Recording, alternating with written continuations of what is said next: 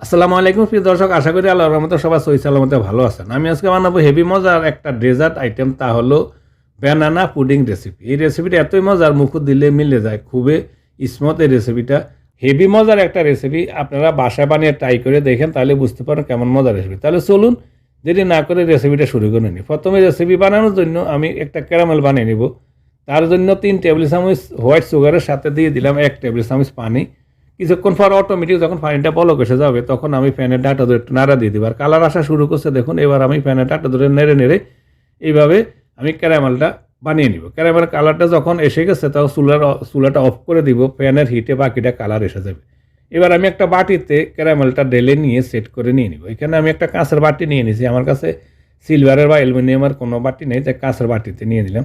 Silver বাটিতে এটা set করলে পুডিংটা ভালো হয়।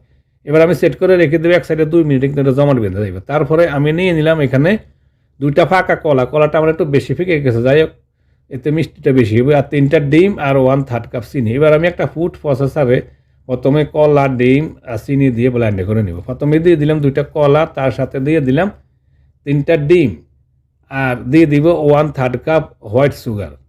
এবার আমি একটু ফুড প্রসেসরে দিয়ে ব্লেন্ডার করে নিয়ে নিব। প্রিয় দর্শক, আশা করি রেসিপিটা আপনাদের পছন্দ। যদি পছন্দ হয় প্লিজ একটা লাইক এবং একটা কমেন্ট করবেন। আর প্লিজ আমার চ্যানেলটা সাবস্ক্রাইব করে সাথে থাকার জন্য অনুরোধ রইল প্লিজ। এবার আমি ব্লেন্ডার করে নিয়ে নিলাম। এবার অন্য একটা বাইরেক্সে আমি একটা স্ট্যানার বসিয়ে দিলাম। স্ট্যানার বসিয়ে দিলে আমি এই কলা ডিমের মিশ্রণটা একটু সেঁকে নিব, যাতে কিছু থাকি না। যদি আমি ব্লেন্ডার করে নিয়েছি, কিছু থাকার কথা না, তারপর আমি একটু সেঁকে নিলাম। দেখুন পরিষ্কার, কোনো কিছু নাই, কোনো লাম্পস নাই। এবার আমি এতে অ্যাড করব লিকুইড দুধ। আমি 3 কাপ গরুর দুধ, ফুল ক্রিম গরুর দুধ জাল করে ঘন করে 2 কাপের মতন করে নিয়ে নিয়েছি। ঘন করে নিলে জাল করে একটু টেস্টটা ভালো হয়। তারপরে দিয়ে দিলাম 1 চা চামচ ভ্যানিলা এক্সট্রাক্ট। এবার আমি একটা হ্যান্ড উইস্ক দিয়ে ভালো করে মিক্স করে নিয়ে নিব। ভালো করে মিক্স করে নিয়ে সম্পূর্ণ পুডিংয়ের এই মিশ্রণটা যাতে সুন্দর করে মিক্স হয়, আমি মিক্স করে নিয়ে নিলাম।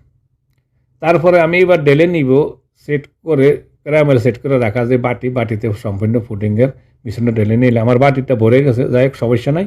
এবার একটা অ্যালুমিনিয়াম ফয়েল দিয়ে আমি ভালো করে চেপে বন্ধ করে দেবো, যাতে ভাপ দেওয়ার পরে ভিতরে কোনো বাষ্পের সাথে পানি না ঢুকে।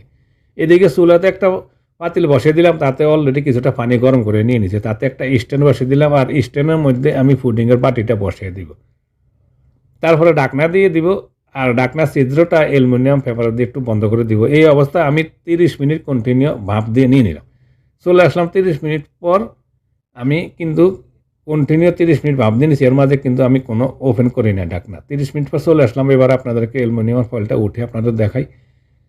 আমার পুডিংটা ইনশাল্লাহ সেট হয়ে গেছে। আমি আপনাদের একটু চেক করে দেখা, একটা কাঠি দিয়ে চেক করে দেখ, কাঠিটা কিন্তু পরিষ্কার, তার মানে সেট হয়ে গেছে। এই অবস্থাতে আমি বাইরে রেখে দিব ঠান্ডা হওয়ার জন্য। ভালো করে ঠান্ডা হওয়ার পরে আমি ফ্রিজে রেখে দিব 5-6 ঘন্টার মতো। আরও ভালো করে ফ্রিজে নর্মালি যাতে ঠান্ডা হয়, এতে করে পুডিংটা আরও কিন্তু গাঢ় হইব, জমাটটা ভালো করে বানাবে। আমি বাইরে ভালো করে ঠান্ডা করে নেওয়ার পরে ফ্রিজে 5-6 ঘন্টা রেখে দিয়ে দিয়েছি। 5-6 ঘন্টা পর চলে আসলাম। এবার আমি একটা প্লেটে উঠে নিব। প্লেটে উঠানোর জন্য ওটা সাইড আমি একটু আলাদা করে নিয়ে নিব, যাতে ইজিলিভাবে পুডিংটা আমি উঠিয়ে নিয়ে নিতে পারি। এবার আমি একটা প্লেট নিয়ে নিলাম, আর প্লেটে আমি পুডিংটা ঢেলে নিয়ে নিব। পুডিংটা ঢেলে নিয়ে নিলাম প্লেটে। ক্যারামেলের কালারটা কেমন সুন্দর, মাশাআল্লাহ। কালারটা ঠিকই আছে, ঠিক রয়েছে।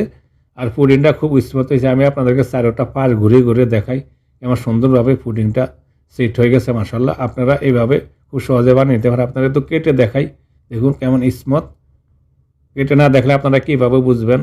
এটার স্বাদ এবং গ্রান খুবই অতুলনীয় এবং অনেক মজার এই রেসিপিটা, ব্যানানা পুডিং রেসিপি। আশা করি আপনারা বাসায় বানিয়ে ট্রাই করে দেখবেন। আর একটু সুন্দর দেখানোর জন্য আমি উপরে কিছুটা ফ্রুটস দিয়ে দিলাম। রাসবেরি, ব্লুবেরি, ব্ল্যাকবেরি মিক্স কিছুটা ফ্রুট দিয়ে আমি একটু ডেকোরেশন করে নিলাম। প্রিয় দর্শক, রেসিপিটা যদি ভালো লাগে আমার চ্যানেলে সাবস্ক্রাইব করে আমার সাথে থাকুন। ধন্যবাদ। সবাই ভালো থাকুন, সুস্থ থাকুন। আল্লাহ হাফেজ।